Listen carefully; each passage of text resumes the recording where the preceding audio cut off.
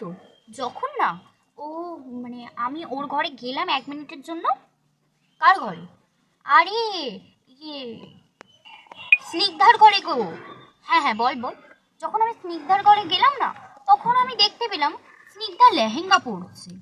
হ্যাঁ, তো কি হয়েছে, ওর আশীর্বাদও পড়ছে। না মামনি, ওইটা কথা নয়।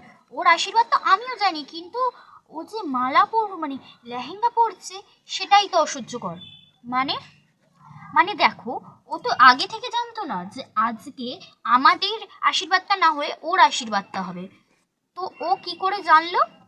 হ্যাঁ, ঠিকই তো বলেছিস। হ্যাঁ, ঠিকই তো। কিন্তু জানো তো মামুনি, এবার না আমি শিওর যে পুরোহিত মাসিকেও তার মানে ওই হাত করেছে। মানে ও হাত করেছে, কিন্তু ওর করে কি লাভ? সেটাই তো মামুনি, ওর নিশ্চয়ই এগুলো করে কোনো লাভ আছে, না হলে তো কেউ শুধুমুধু করবে না। দেখো, তুমি আমাকে 500 টাকা দিয়ে দিলে, তার মানে তোমার তার পিছনে কোনো কারণ আছে। হ্যাঁ, অবশ্যই কারণ থাকবে।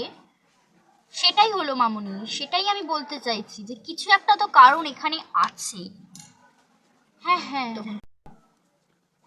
ও, আমাকে তো ও বলেছিল যে ওর আগে আমার বিয়ে হবে, মানে আমার আগে ও নিজে বিয়ে করবে। মামুনিকে কি এই কথাটা বলবো?